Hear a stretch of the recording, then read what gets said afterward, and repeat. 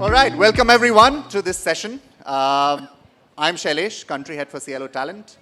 And over the next 30 minutes, we're going to be looking at the future.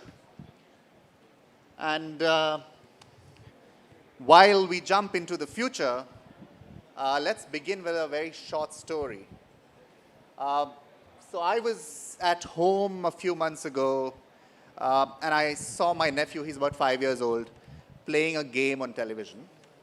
And when I noticed carefully, he, or his avatar more specifically, was talking to people in the game. And their avatars were interacting with each other in the game on the television. And that was the first time I experienced what we all know as, is the clicker working? I need to move to the next slide, so if somebody can help me. Yeah. That's when I experienced the metaverse. So for those of us, much like me, who don't know what this is, metaverse is basically a virtual world where people are interacting, people are playing games, people are attending concerts. I didn't know that. So everything that happens in the world in real is happening in the virtual world, in the metaverse. It's a $40 billion industry today. It's expected to grow to about $800 billion in just about 4 years from now. There are 10.7 million people who've attended a virtual concert on Fortnite. So it is real. The average age of people on metaverse is 27 years. And if you still don't believe me that it's real, you'd probably believe it now, because 41% of the people on metaverse are women. And when women do something, it's serious business, right? We can do anything and everything from time to time, but that tells you, that metric there tells you that this is serious business. This is not unreal. And last, according to World Economic Forum, 58% of organizations would be on metaverse in about 2 years from now. So this got me curious, and I said, what's the application of this for the 2,000 people who are attending this conference? So what does it mean for TA and HR leaders? And the answer was simple. It's candidate and employee experience version 3.0. Because we can use metaverse to onboard people, metaverse can be used to engage people, basically do everything we do at work, but in a virtual setup. And it's not just the future, it's already arrived, because there are organizations who are doing that. And you're welcome to join the party. But by the way, this hasn't just begun yet. And if you're still trying to wrap your head around what this really is, you and me are not the only ones. People have been struggling with it for centuries. Someone told this guy thousands of years ago, you're supposed to be at place and experience something in virtual reality. He didn't know what to do with that. He was utterly confused, much like all of us. But then when he started, the experience was so immersive that the guy was at it for 18 days, morning till evening. Talk about binge watching, right? So why is this relevant or important for us? It's relevant or important for us because we are seeing a new generation come into the workforce. This is a generation that probably doesn't think like at least the three of us, and probably doesn't think like most of us in the room here as well. It's a generation that lives a very different life. It's a generation that behaves differently, thinks differently. And so we thought that there's a big struggle we are experiencing at organizations where hiring managers and people managers like all of us here are not able to cope with these guys. We're constantly struggling. People come to us and say, hey, I've worked for 1.5 years now, and I think I've learned everything there was to learn at the organization, so take care. Bye-bye. And it doesn't resonate with people like you and me. Right? So how do we deal with this situation? How do we as people managers and hiring managers become equipped to address this problem? So that's what we're going to discuss over the next 30 minutes. And Manish and Anjali here are, of course, going to bring some of their fabulous thoughts and perspectives to the fore. But before we jump there, the reason this is also very important on a serious note is because at Cielo we serve about 200 customers across the globe, 39 countries. Irrespective of the country, irrespective of the industry, the problem is the same. Organizations tell us that they're struggling to attract and retain talent that is young, that is Gen Z, not alpha yet. Imagine what will happen when the alphas come in. But they're struggling. Everybody's struggling. So what I'd like to do is, I'd probably jump first to Anjali and see what is it that is missing with the hiring managers? What is it that is not going right? Why are our hiring managers today not able to attract or engage this talent, Anjali? Well, we keep talking about generation gap. It is there, right? So we have generation gap at home, which my kids don't understand me and I try to understand them. The same thing plays out at work, right? Now, the thing is, at work, as you said, you have baby boomers, you have Gen X, millennials, and I'm sure in the audience also we have a mix of people and we'll figure out who's what. But the ability to understand each other, and many a time, I think, earlier my parents used to try to understand me, and I used to understand my parents and try to change as per my parents' expectation. But I'm a baby boomer. But today's date, I have to change to understand the kids' expectations. So I think that change, needs to be done at home and at work. So, managers are either Gen X or millennials, and you have kids like Gen Z coming, and there comes the rift. So that's a very relevant point. I mean, embracing change is the way to move forward. Yeah. And probably I'll take that point now to you, Manish. As part of an automotive industry which is evolving at a very rapid pace, your consumer is a new age buyer. That's true. Looking for new kind of vehicles, new kind of solutions.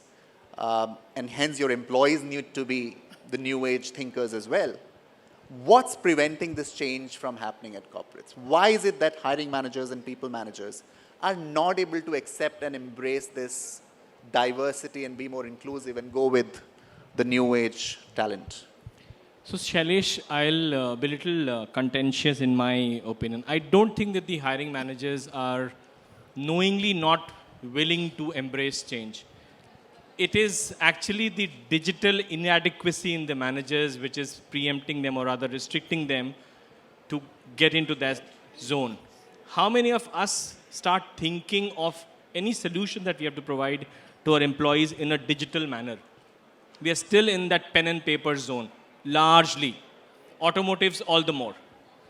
If you are thinking in a pen and paper manner, your solution then starts from that paradigm and you are wanting to convert it into something which is to be digitally served and absorbed by your audience.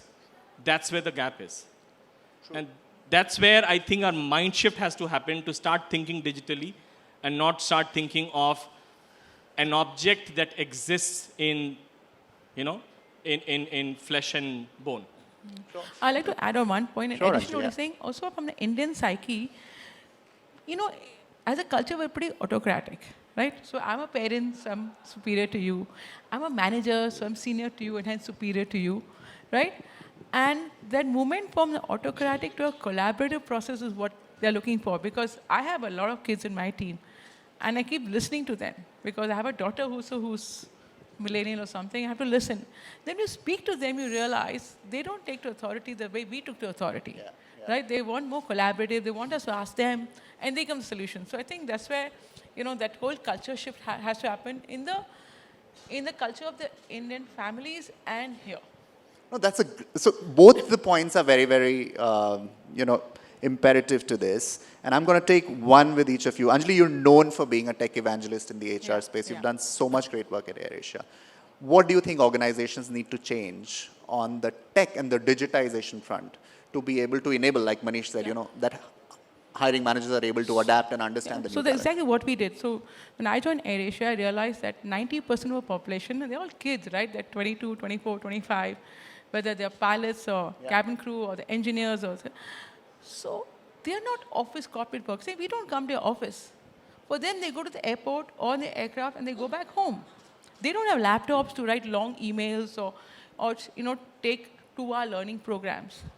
So we quickly moved to a mobile methodology because they don't have laptops, and if they don't hear, they don't care. So you didn't tell me, so I don't care. They really say, I don't care. So we did a lot to come with a simplistic mobile solution for everything, whether it's communication or IGPs or engagement or policies, everything on mobile. It took a lot of effort of 2 years to make simple mobile apps because they say, oh, I go on Amazon and 1 click, I get everything. So I can't give them 5 clicks to reach to where I want them to click, right? So there's a lot of effort made with our partners and to come up with a simple mobile solution because if you want them to listen to you, you have to give it to them the way they want it, right? Yeah. So now everything is a click of a mobile, and it's working. And the other thing is we keep meeting them. And the thing is, when my managers would meet me when I was young, because when I was, I know what I call myself, but he or she used to talk to me, and I used to listen. But I realized to my horror that now I have to keep listening and get others to talk to me, and I take notes. So they don't take notes. All the time, I'm taking notes, whether I'm talking to my team, I'm talking to cabin crew, I'm talking to pilots, I'm taking notes, then I'm getting back to them, hey, we discussed this. So I'm really have to change, right? So I keep continuing being a listener because I listen to my parents, I listen to the kids, and as long as it's fun, you continue, but that's what we did. Listen more, speak less, and really, as I said, make it very high-tech and easy-to-use tech, not complex. And we did it a lot, and I keep listening from them all the time and changing whatever I have to change.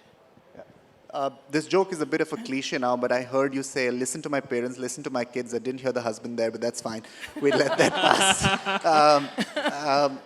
But Manish, on that note, I'd come to you. So tech, of course, is a great enabler, and I think some of the examples that you've shared, Anjali, are, of course, fascinating, and I think organizations are trying to move in that direction. But besides tech, I think as a Gen X myself, I also believe culture has to play a big part. And you both spoke of it. So, and M&M known for the kind of culture that it brings, Manish. How are you enabling that culture where the Gen X is meeting the Gen Z or the Gen Y? Brilliant question, Shailesh. It actually has to start from what is it that you are asking your talent acquisition team members, to your hiring managers, to a normal manager to expect of a Gen Z. Explain the persona of a Gen Z. Ask them to go and talk to their children or to their nephews and the niece. Give them an example of getting their nephews and niece at work and giving them an internship for a month. It's not hard. Get them to do an internship with a different leader and then ask the leader to come and tell you as to what the person did and what the expectations are or were. That's how you get insights on what is it that the Gen Z is expecting and how do you need to change. Clearly 3-4 things which I will just touch upon the pillar and I'll not explain it in deep details. Absolutely precise, concise, well-articulated, and challenging assignments. Something which clearly is articulated so well with deliverables, with timelines, and they feel that they are constantly being challenged to do that. Second most important thing, a purpose behind what they are doing. If you don't communicate to them, and I know I was listening to the fellow panelists in the previous session as well, if you don't communicate the purpose as to what they're doing, how it connects with the larger vision of the company, they're not interested. Even if it is a 1-month assignment, they're not interested. And I don't know, we'll maybe do a show of hands later how many Gen Zs are here to understand that. Third most important thing, what is the social image of the organization? The purpose could be great, but what is it that the organization stands for? While as a talent acquisition lead or a hiring manager, you want to know what is the social presence and media presence of the person who you are going to hire, but they are equally keen to know what is the social impression of the organization in the larger masses. And that is more than us, they are studying us. So they're reviewing us. So that's something which is extremely important. Last but not the least, whatever organizations may talk about DEIB, which is this entire diversity, equity, inclusion, belongingness, there is a huge appeal for that. And they're really looking for organizations, and we were talking about the pet care, pet parents and all that in the previous debate. They're looking to organizations who are willing to take them as they are. Please don't try to modify my behavior. you have to suit me. I don't need to suit you. So that's a massive shift from the time that we started 20 years back or 15 years back to where we are today. So I get the point around being yourself. I get the point around expressing yourself. But isn't that at some stage, perhaps rigidity as well on part of the generation that's coming in? And I'd probably go to you, Anjali, and saying, is that sustainable? This whole devil may care attitude, is that sustainable? So I'm answering a slightly different way, right? I was also 25 at one time, right? I mean, I care a damn, changing jobs every year, right? I grew up, right? I grew up and, life happens and then you change your perspective. So I don't know, I will check. I personally think that all of us at different age groups think differently. I don't care, I just what you give to me. But one day these people they may project manage, I'm not sure how organization will function. They'll definitely reach a level where they start caring and they might want, little bit of, growth or sustenance. And so I care a damn. So my question to you is, I'm not sure how many millennials or Gen Zs we have. Do you think that your attitude to life and work will change than what you are? What do you think? So I know that Manish would want to take that because in the pre-session chat he had very strong views about that. But before we go to you, Manish, I want to bring the audience into the debate as well, right? Sure, because this is a topic that gets debated at the organizations. But before I bring them into the debate, let's see where the audience stands. So I'd request anybody who's a Gen Z here to raise your hands, please. Gen Z would Gen Zs, how many Gen Zs? typically be 24 years we have or one below. And we have two. We have two Gen Zs. So really we have no representation Three. or very little representation, but I can tell you 3 are enough from that generation. So I tend to side with the 3 sitting there and perhaps Manish, who mentally is still a Gen Z. And then how many Gen Y or millennials here? Oh, that's The a majority. good number. Right, so there you go. And No how Gen many X? Gen X? Oops. Any baby And boomers? is there a baby boomer here? No, me. All right, so it seems the extremes are lacking, right? And majority of the population here spread between millennials and Gen X. Now, that's fine because, by the time the Z and the alphas come into the workforce, baby boomers would have moved on and, we'd be more in a taking your blessing state, which is fine. Dead but to the but world. the interaction or the crossover would typically be between the Gen X, the millennials, and Gen Zs and alphas. So maybe we can do a quick poll or a quick quiz to see how many of you here who are Gen X and Gen X and millennials really understand, or how close are you to the Gen Zs and the Gen Alphas? So what our panelists have done in a very witty way is they've come up with 3 Gen Z and Gen Alpha slangs. Let's see if you can guess the meanings of those. And if you can, my colleague here has got some goodies with her. You can collect some wonderful coffee mugs, which are spill-proof, and some nice-looking notepads from her. Are we ready for this? All right. Are we ready for this? Is that the other millennial Gen X trait where you're not very vocal? Ready for this? All right, let's go for it. So here's the first word that's come from Anjali. And the first one to guess the meaning gets the goodies, all right? So you have to be very, very quick. Don't Google it. And Put your hand up. Don't Google. yeah, here it comes. Wow, okay, I didn't expect that, but I saw the... Let's do that. Sorry, guys. It's a newbie. Wow, brilliant. Wow. Excellent. Well done. May we have your name, sir? Deepak Kapoor. Thank you, Deepak. Thank you. That's a good one. So you're definitely close. You got kids at home? Respect for the baby boomers. Ah, good. And hence the know-how. Very well done. Can you please... See, we learn from our kids. Yeah? We learn from the children. Yeah, absolutely. The best teachers. All right. Manish came up with a word that I didn't know as well. So let's see how many can guess this.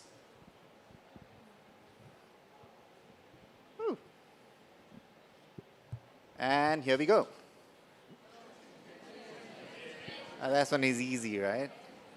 But who will go for it? I saw your hands go up first. Duh. We'll go to the next hand, which is still up. Sorry? Let it go? No. We go to you, ma'am? Yeah, it's like real, like true, like believe worthy. There you go. This was Round an of easy applause one. for the lady. We thought the easy one.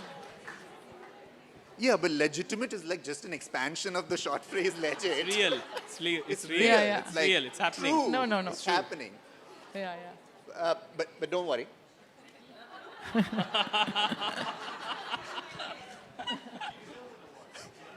we'll get one for you as well. But after the last one, and you get another opportunity at this one, this is what I figured out. So here is the last one for you guys. And there you go. I saw that hand come first. That would mean excellent. Very This is nice. like really dank or Which something. generation are you from? No, I don't want to give my age, sorry. She doesn't want to give her age out, which is fair. That answer does tell me that you're either Gen X or millennial. Definitely not Gen Z. They don't care, right? Yeah. Goodies to ma'am, please. And maybe have your name as well. Yeah, so my name is Neha Marwaha and I work with PwC. Thank you, Thank Sneha. you. Thank you so for being much. with us here today. Thank you. Thank you. All right, brilliant. Answers are done. Let's bring you back into the debate. So we heard Anjali mention that, yes, they're different. Yes, they are, trying to do things their way. But at some point in time, there'll be Grow up. stability. They'll grow up. Are they really growing up, Manish? Because I'm sharing an experience. I was doing an interview some time ago, and the lady very confidently said, 1 year at this organization, done. I'm bored. I don't think there's anything to learn, so I want to move on. I said, what is the right time for you to spend at an organization? She said, max a year, year and a half. That's how I plan to build my career. Me being me, I didn't take her forward, honest admission. But that's what I'm hearing from more and more candidates that I'm meeting. So is this will they grow up? I think that really is the question. So the definition of stability and growing up itself is a misnomer. It's a different context and it has got a different meaning for them. Will they grow up? Yes, they will grow up physically. Will they grow up in terms of being stable in a job? Possibly not. Within the permanent workforce, we'll get to a point where it will all be a gig kind of an environment. Absolutely. Permanent roles at a certain point of time, and mind you, maybe 5 years, 7 years down the line, we won't be advertising for roles which are permanent in nature and saying that we need somebody with 15 years, 20 years of experience. It will all be skill-based. It is already a skill-based conversation. It is no longer a tenure-based conversation. Tell me how many of you are hiring managers or you hire for your team members? I'm sure all of you do, correct? So majority. If you do you really brush aside the resumes which now come with 3, 4 months, 7 months, 12 months of experience? Do you have that luxury anymore? You don't. So people will continue to do these roles for the period of time that they feel challenged, and organizations will start accepting it as a normal norm. Organizations have already started accepting it as a normal norm. And I will go back to the point that I made earlier. So long as they feel challenged, intellectually stimulated, and they feel that they are adding to themselves, and it has a definite deliverable by a definite timeline. If the org strategy changes, and therefore you are moving from south to north, believe me, Gen Zs won't be interested to work in that organization anymore. Yeah. And they're not interested in working for brands. While all of us possibly come from brands and all of you possibly work with the organizations which have, again, I would say social reputation and marketplace reputation, but that's not what Gen Z is looking for. I have enough and more in my house. All my nephews and nieces who are possibly from best of the colleges in the country, They are not looking at roles and jobs which give them stability. That's not the primary driver. The driver itself has changed. And the sooner we realize it and start thinking like them, the easier it's going to be for us as HR or TA or purely as people manager.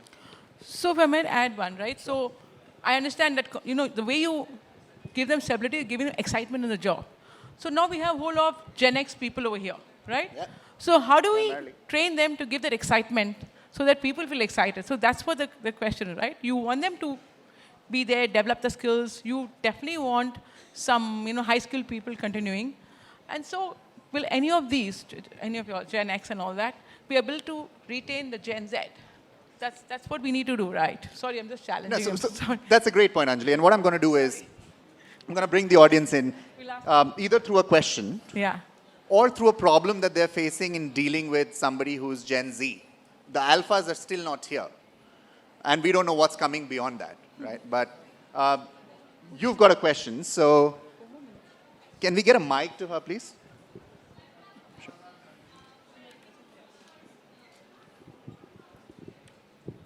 Give an idea that if you really want Gen Z to be more engaged, maybe put them on a reverse mentorship program so that us can learn a few new things from them. So they feel that responsibility of teaching reverse, and at the same time, they're equally more enrolled into learning new skills from us also. Because the more interest you show in them, they will feel that responsibility of giving back. So, and which generation are you, sorry? Millennial. Yeah. All right.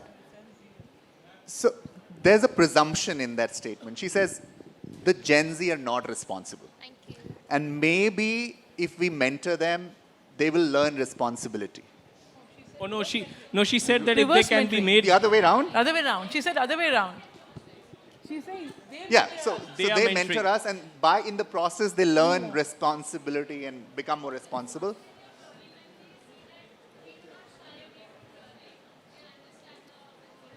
Yeah. Thank you, ma'am. And that's a great point, because that's exactly the debate, isn't it, Manish and Anjali? Why the presumption that they're not responsible? I know not from you, but why the presumption that they're not responsible, or they need to learn responsibility or learning? Is that true? Is this generation that's coming up really not responsible, not presumptuous? Because if we were to look at that, it says the alphas are going to be more self-aware. The Gen Zs are very open-minded, creative, and also sensitive. So are we really missing responsibility? Are we really struggling for that? Is there something we need to do and change that, or just let them be? Either sorry, of you could take. So my point would be, understand the drivers and the motivators, guys. All of us as people leaders and managers, we need to understand as to what is it which is driving the person. If reverse mentoring, and I'm reminded of an example with the discussion that I was having with my ED back in M&M, and I said, and I had the same cue, why not reverse mentoring? Give them a platform to reverse mentor senior leaders like you and me. And he looked at me and he said, I was just about a week in the company, and this is a real incident. And he said, is that what they're looking at? Is that what they're looking for? Will that motivate them? Have you done a dipstick? And of course, I did not have an answer because I was too new. So my point back to you is, if that is what motivates you and will possibly keep you hooked for whatever time that you want to be in the organization, is what the organization and your manager needs to do with you. So individualization and understanding the priority of each individual is what is going to define how you engage the workforce going forward. And therefore, it's no longer an HR team's job and no longer a one manager's job. Your manager, your skip level manager, the whole host of the entire ecosystem put together has to tell you and brief you all the time that you as a manager possibly are failing in this. She needs or he needs this specifically, which you're not able to provide. And therefore, your listening skills and ability to immediately, quickly change, not in a brick and mortar format, but in a digital format to engage the person, will define how you get the person along. I'll just add one more. And it may be you may not like it, but it's going to be a two-way format. It's a give and take, right? And we'll discuss it outside. It's always going to be a give and take. I have a daughter she's a Gen Z or something, I don't know. Gen X, Yeah. millennial maybe. And it's very clear. And she understands this give and take. So we are willing to do in a stretch to understand what the Gen Z wants or later on the Alpha wants, but there's something you give back to the organization or to this thing. So there is a give and take. You know, world is about give and take, and we'll discuss that later. But just I to put some chabi over here. Think about it, the give Now, and take. I think that's fair, right? I mean, no relationship is one way, and it has to be that You had give a and last take relationship. question. I know we're time's up, but the lady there raised her hands first, so I'm going to go to you. And the one and at the back. One at the back as well. Go for it. We can't Cannot hear you. hear. Yes, Yeah, yeah, okay, go you for it. can, please.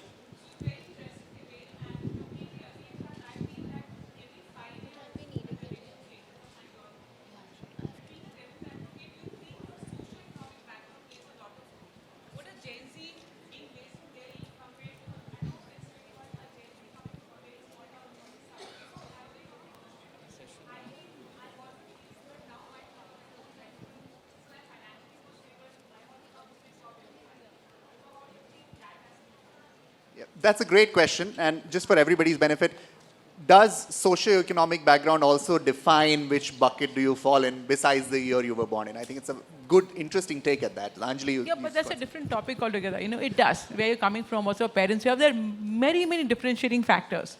So just for the time, we're just focusing on this alone. Yeah, there will be. And I'm saying the differentiating factor will also, as you grow up in your years, again, differentiate. And that's what we're trying to say. He says no, and he's talking about his nephew and nieces, but that's what we're debating about. So yeah, it does play. There are different factors. So that's one of the things he said when he said, you look at every individual individually, not taken as a cohort, right?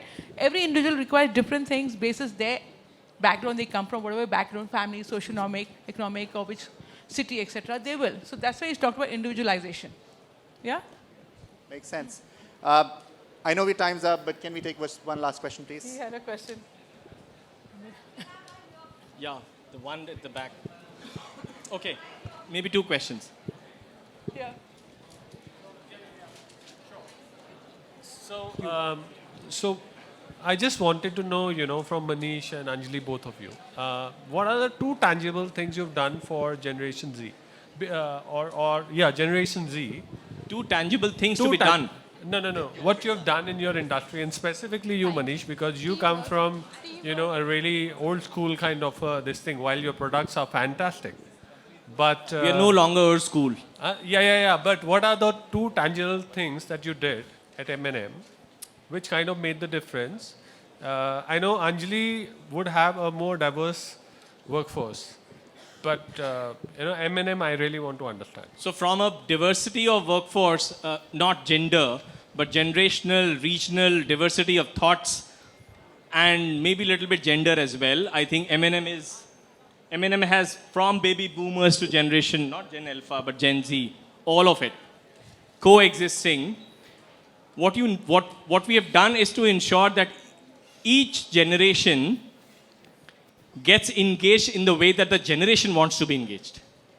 So when you classify a person, when you hire a person, if you're hiring a GT or a PGT from a premier campus or even from a normal campus, and that gets me back to the question that the lady asked, if the person is coming from Odisha or coming from, say, Delhi, my view is, irrespective of the socio-cultural background, that background plays a role only for 15 days. 16th day, both of them are together. Both of them are absolutely at the same level. So there is no difference, irrespective of the upbringing. You need to engage them in the way that the generation wants to be engaged. If it is a pen and paper generation, we run surveys in pen and paper as well, and we run surveys and Lena AI and you name it, all the best of the tools, in the way that a new age millennial or a Gen Z would like to be engaged. So it depends on what you are actually trying to drive and who you are targeting. So I hope that answers the question. I'm sorry we've run out of time and we've been getting stares from the organizers, so we can't take another question. We can take that outside. But Lena AI guys can catch hold of Manish for the free sponsorship that he's just done. Thank you so much for being a part of the debate and engaging with us. I think the gist of it boils down to what the Bhagavad Gita has to say in its chapter 9, verse 17, which is basically telling us that it's all about discovering the you. Figure out the I, the real us. And once you've done that, you'll know how to engage with the person in front of you. You'll be more self-aware. So I think the summary of the debate for me really is, let's create more awareness about ourselves and awareness about the person who we are working with at work, and deal with them, Manish, like you said, and Anjali, what you also said, somewhere it has to converge, and let's deal with them in a manner that the other person deserves to be dealt with without having biases or prejudices of our own. So thank you so very much for this. It's been fascinating having both of you here and sharing your rich experiences. I look forward to speaking to you and everybody else sometime soon in future. Thank you, guys. Thanks, Shailesh.